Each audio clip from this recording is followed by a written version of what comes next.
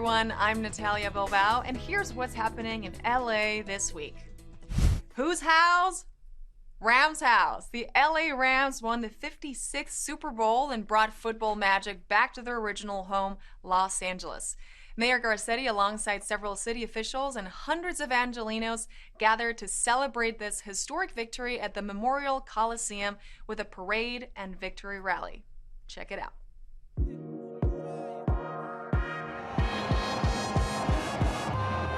We're in Expo Park celebrating the Rams. You know, they're back here in District 9, and we're in front of the Coliseum where they made so much history before. This was the original home for the Rams, and so we're just so proud of their championship win. This is LA at its best. This is a city of champions. This is the best sports city in the world. We've proven it over the last 8 years. We won the Stanley Cup, we won the WNBA, we won the MLS Cup, we won the World Series, we won the NBA Championship, and finally, a Super Bowl. After waiting over 70 years for this moment, we are here. It's amazing to see the celebration. It was an exciting game. Every game in the playoffs has been exciting, like down to the wire. It's like last second plays. It's a very, very exciting game, and even people who are not big football fans had to love that action. The vibe is amazing. There's a sense of pride from the community. We have our LAPD Watts Rams football team and coaches here to celebrate. We love LA. The Rams were reflective of the people of Los Angeles, and that's how we come together, and that's how we win championships. It doesn't get any better than this. Love LA. Love Inglewood.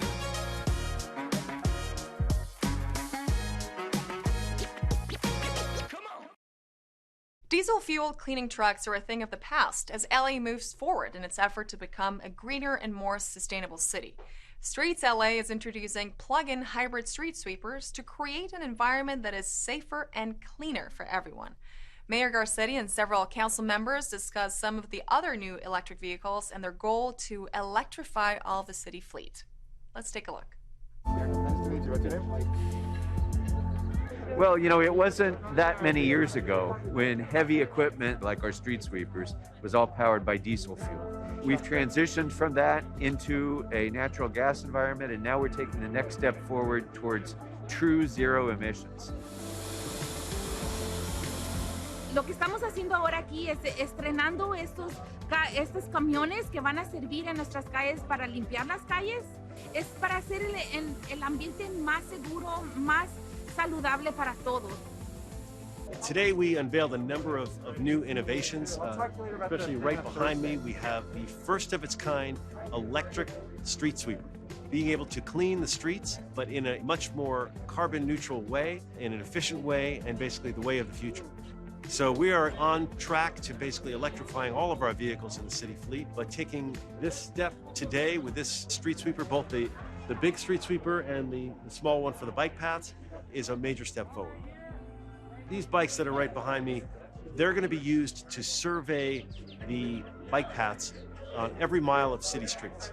What's innovative about them is not only that they're electric, but they have technology, a type of camera on the bottom side that can survey the pavement as they drive. It's a great innovation. It's going to make surveying the bike paths quicker, and it's going to allow us to get them up to snuff and make them safer as well.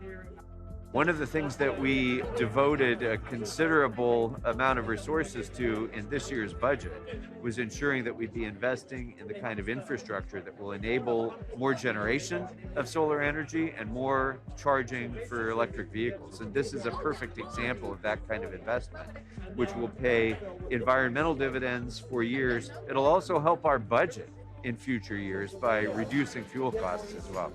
Fueling our momentum to build something that's cleaner and greener requires all of us. But we know when LA takes those steps that we can lead this state, we can lead this country, and we can inspire the world.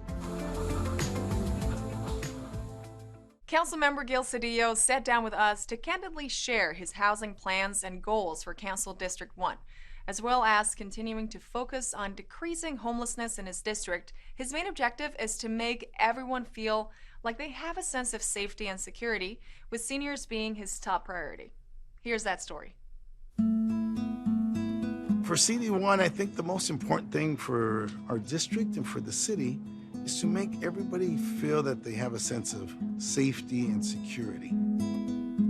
You know, seniors are a top priority for us because we believe they've helped build this great city and this great nation. And so for us, stability and certainty is really important to seniors. The challenges we have is we don't have sufficient housing stock for teachers and firefighters, for people who work in offices, for young college graduates, and for young couples who are starting their families. We don't have enough housing for them. We don't have enough affordability. And so we're working to do that. Homelessness has increased 16% in the city, in every district except one, District 1. We've reduced homelessness, 4%. That means we're 20% ahead of our colleagues. We have championed the cause of rent stabilization. We've championed the cause of renters protection. We've worked with both the developers and the apartment association, the managers, to make sure that they understand that we are in a pandemic. It's very important for us to maintain the status quo, and that no one should be evicted without good cause during this time period. This is a pandemic that has challenged the world, and all that we can do is, for us, is protect our community and build our community. And so we think at some points in many areas we're going to come out stronger because we've demonstrated our ability to work together, to know our neighbors, to accommodate, to adjust. There's going to be some challenges in terms of the economy, but we're going to be right there working with the mayor's office, with our office, to make sure that they're given all the protections that they need and all the support that they need. And so these are the things that we've done to protect our community and to prepare it for a brighter future. Coming up, we'll join Councilmember Cedillo for a tour of the newly renovated Macarthur Park in District 1. An online Black History map highlights LA's rich African-American past. Herb J. Wesson Jr. is appointed as a new CD10 council member, and architect Paul Revere Williams' home will become a cultural monument. All this up next on City Beat.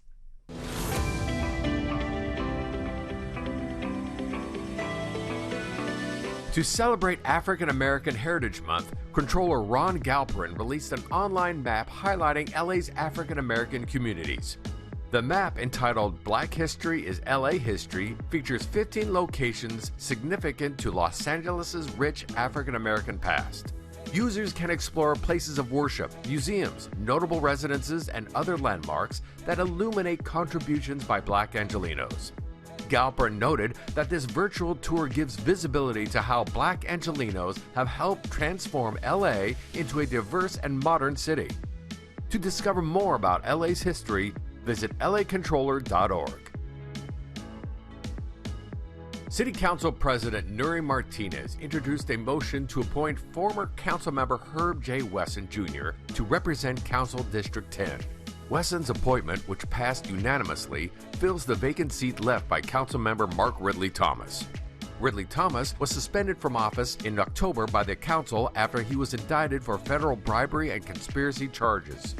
Martinez met with residents and community leaders before announcing her appointment, many of whom suggested Wesson. Wesson has over 30 years of public service experience and represented CD10 as council member from 2005 until December 2020. For more information on Council District 10, visit cd10.lacity.org or call 213-473-7010. City Council approved a historic cultural monument designation for the 30-year home of master architect Paul Revere Williams. Williams, a Los Angeles 20th century architect, was the first African American to be a fellow of the American Institute of Architects. During his long and prolific career, Williams built homes for Hollywood stars, civic buildings, and worked on the LAX theme building. His residence in Jefferson Park is in one of the few areas of LA where African Americans were permitted to buy homes at the time. Williams' importance as an influential architect continues to be felt by all Angelenos as they interact with the built environments of the city.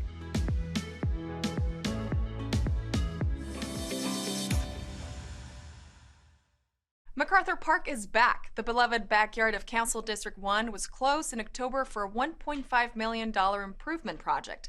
Channel 35 met up with Councilmember Gil Cedillo for a tour of the renovations and what the public can expect to see when they return.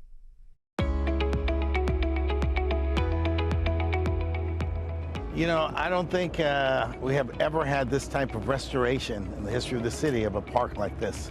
This park is basically a makeover, and you can tell it's beautiful. I want to welcome everybody to come back out. It's welcoming, it's going to be safe, so please bring your kids out, bring the families out, and we welcome everybody.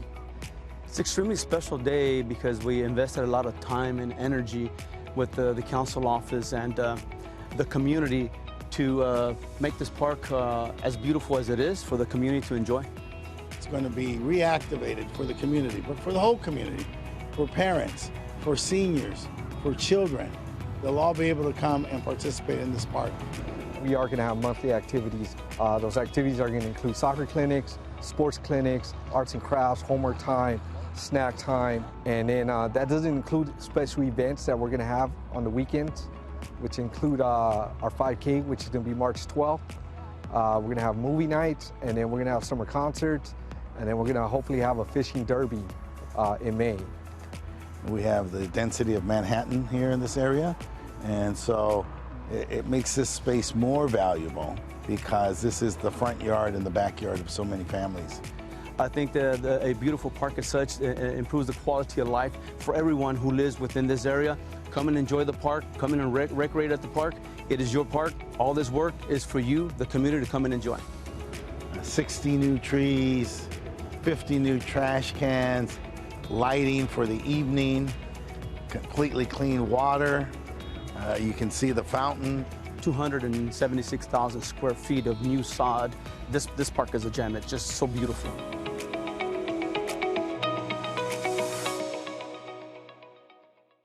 In honor of Black History Month, Councilmember Curren presented the Barber Shop with a certificate honoring their decades-long commitment and service to Council District 9. Barber shops, and this one in particular, are like nurse centers that bring people together. Let's keep helping our communities thrive by supporting our local businesses. Hi, I'm Councilman Curren here in the new 9th District, and I'm just so proud to be here at the Barber Shop. And so on behalf of Black History Month, I want to present the Barber Shop with a certificate. On behalf of the City of Los Angeles and the Office of Councilmember Price, we would like to thank you for your decades-long commitment and service to District 9 neighbors. Local businesses remain the backbone of our economy, and you continue to thrive, as does the City of Los Angeles.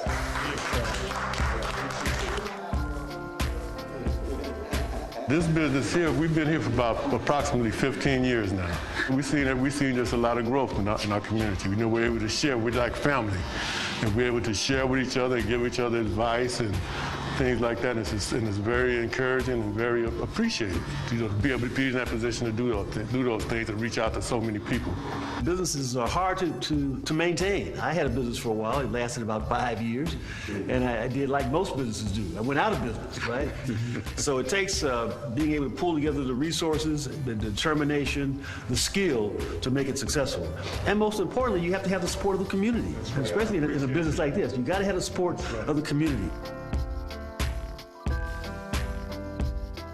Can't think of a better reason but to support those that are part of your community. It's the only place I come to get my hair cut. They just do a terrific job here. And I don't go anywhere else. I'm really big on the community. I feel like wherever community you're at, regardless, like if your community is well knit, it'll lead to like better things and better infrastructure and stuff like that. And obviously these people have been here forever, and this place has been here for a minute, so the reputation pretty much stands for itself. We know how important black barbershops are in our community. They are really the lifeblood. They are a nerve center, a place where we exchange ideas, we exchange thoughts, where we argue, where we fight, but where we just appreciate the artistry of the barbers and their willingness to listen and to share. The recognition is wonderful, and I feel so great about it to be acknowledged, you know, and it's a wonderful thing.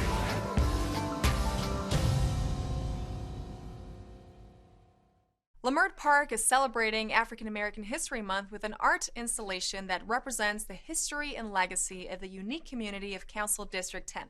Art is important because it speaks to our values, and this monument will make people feel empowered by giving them the chance to see their own stories represented in a public space. Check it out. What we have here today in Leimert Park Plaza is the Hank Willis Thomas piece, All Power to the People. It made sense for us, Council District 10's office, to make sure that Leimert Park, the cultural capital of South Los Angeles, received a sculpture, a statue. It represents the history, the legacy of this unique community in all its artistic glory. The piece is a symbol of empowerment. It signifies Black joy, Black pride, the power of our culture. It's an iconic symbol, the Afro pig, and it means a lot of things to a variety of audiences. To an older generation, it represents a culture, a time, an era of civil rights and fighting for it, and to others still, it represents a sound, particular era of music.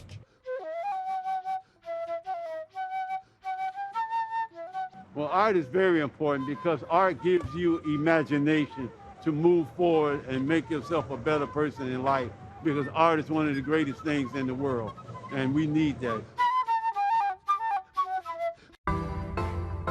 Art is important because it speaks to our values. It gives people something to identify with. They see their stories represented in public space, and they feel empowered to make their communities the places they want to be.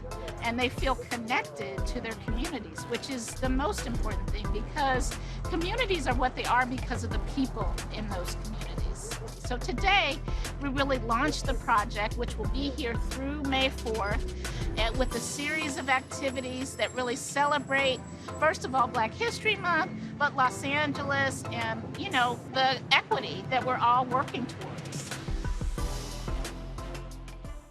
Councilmember Curren sat down with our very own Maria Hall-Brown to discuss his planned upgrades to bring the neglected area of Slauson Corridor back to life with new park spaces, housing, and commercial activities. Amongst them is Slauson Connect, which he hopes will bring the community of CD9 closer together. Let's take a look. Well, there's one thing you can be guaranteed of in Los Angeles, that nothing ever stays the same. And such is the case with the Slauson Corridor. And things are happening in CD9. I'm delighted to be joined today by Councilmember Curren and all of the wonderful things that are happening in CD9 regarding the Slauson Corridor. We have ushered in almost $400 million of investment along this corridor.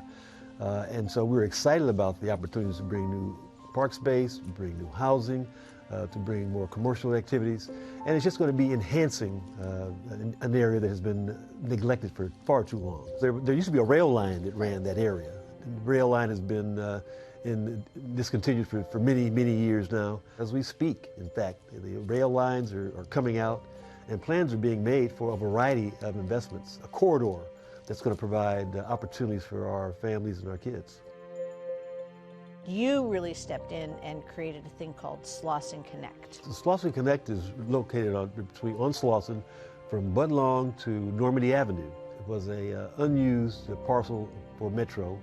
I'm excited to say that some $25 million has been allocated to create a state-of-the-art learning center, a 12,000 square foot resource center, a 2-acre park.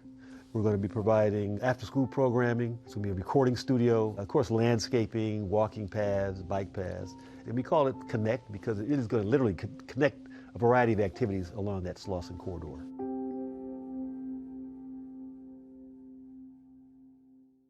Councilwoman Monica Rodriguez was first elected to the LA City Council in 2017 during a special election. In the 5 years since, she secured over $183 million in investments for Council District 7. As the chair of the Public Safety Committee, she oversees nearly 2/3 of the city's budget and works closely with the fire and police departments. Maria Hall-Brown sat down with the councilwoman to reflect on the past year and look ahead at what's in store for 2022. The first thing I really want to hear about is a space in which young Angelenos can be heard, which is entitled the Youth Development Department. What is it and how is it going? So the Youth Development Department was really inspired by the leadership and advocacy of young people from throughout our city who were fighting for their voice to be heard at City Hall. We've also created the Olivia Mitchell Youth Council.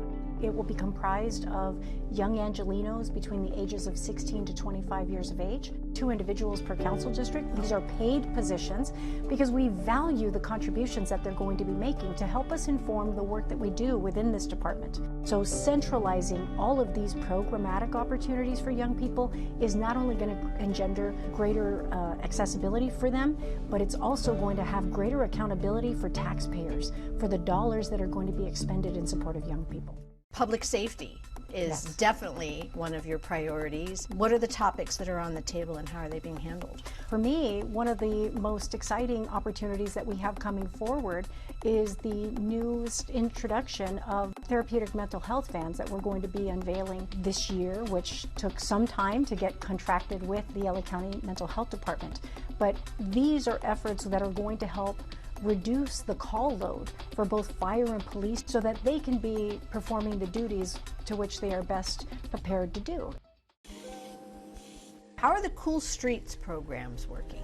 And what exactly have you been able to gauge how they're helping and what's happening with them? Well, they certainly reduce the heat island effect for about 10 degrees in the areas, and we were prioritizing in my district cool street installations around many of our schools. In one area in Silmar, for example, it's adjacent to both our recreation center and one of our local high schools. But in addition to that, it's about building our tree canopy. That is going to help mitigate a lot of the heat in the San Fernando Valley. I mean, as a lifelong Angeleno and Valley resident, the heat in the Valley is no joke. We need to continue to make every effort to mitigate the effects of climate change. We feel it every summer. It's very real, and we need to continue to make greater strides in investing in these types of innovations. Homelessness, of course, is top of mind for everybody, and I know that some programs were put in place into 2021 and there are aspirational goals for 2022 and beyond, but how are the ones that were put in place working? The biggest challenges that we have in the city is, well, you know, we can take these individuals and put them into housing, but without the supportive services, all we're doing is housing some of the challenges of what these individuals are experiencing and bringing them inside. So it really does require the case management and some of the ancillary services that are, frankly, the obligation of the county. We need greater collaboration and partnership with some of these other governmental agencies in order to see the full success in addressing homelessness.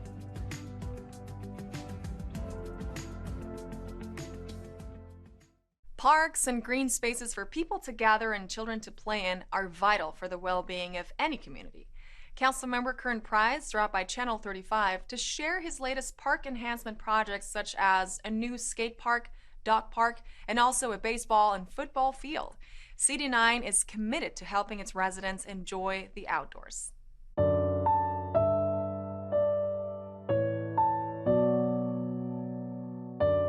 Well, author-journalist Marty Rubin said parks and playgrounds are the soul of a city. And that is definitely the thought and feeling of my guest today. I'm delighted to be joined by Councilmember Curren of District 9. Since 2013, we've allocated almost $60 million improving our parks, creating new parks, creating playground areas, walking paths, places where families and kids can really enjoy the outdoors. Last fall, we opened the Trinity skate park, the second skate park that we have in CD9. And we were able to do so with the enthusiastic support of the parents in the area and, of course, the kids. They were very excited. We've done improvements around the park, better landscaping, better lighting, enhancing some playground equipment. South Park and South Park Recreation Center. Over 100 years old, very historic. We recently had a ribbon cutting on a new football field, 2 new baseball fields. We are excited about the opportunity to continue our work at South Park.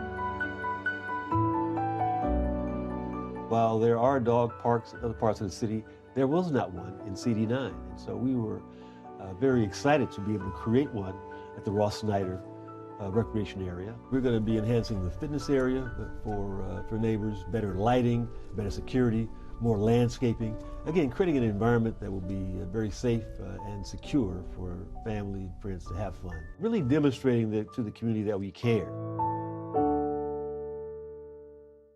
Enjoy the food and activities of the 4th annual Maslanita Festival.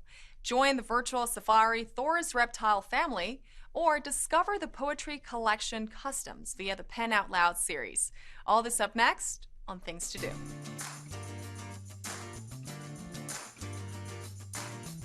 The City of LA's Department of Cultural Affairs invites you to the 4th annual Maslanita Festival. The event will be held in Tarzana's Community and Cultural Center Park. Maslanita is the oldest surviving Slavic holiday, dating back to as early as the 2nd century. It's a great chance to eat blini, a thin, buttery pancake that is popularly connected to the festival. This family-friendly event will also feature traditional folk concerts and dances, crafts and games for kids, and costume exhibitions that reflect the cultural heritage of the holiday. The 4th annual Maslanita Festival happens on Sunday, March 6th from 12 to 4 p.m. at the Tarzana Community and Cultural Center Park. For more info, call 323-547-2559 or visit culturela.org/events. The LA Public Library has partnered up with certified animal trainer and educator Thorsten Pape for an exciting event via the Benjamin Franklin Branch Library. Thor's Reptile Family will bring the safari to families virtually. It's not hands-on, but it's a really up-close and personal experience for reptile lovers. Join Thor as he introduces kids to various types of lizards, turtles, and snakes. It's a mix of education and fun. Check out Thor's Reptile Family online on Thursday, March 3rd at 4 p.m. For registration, visit lapl.org/events. Join National Book Award finalist Solma Sharif for a discussion of her second poetry collection, Customs. This virtual event is part of the Pen Out Loud series, which focuses on amplifying diverse voices and convening vital conversations with authors. The organization, PEN, was formed in 1922 to protect free expression in literature. Sharif will be joined by poet and scholar Kaveh Akbar in this discussion. Pen Out Loud with Solmaz Sharif happens on Thursday, March 3rd at 5 p.m. For the link to this virtual event, visit culturela.org/events. And that's a look at some things to do.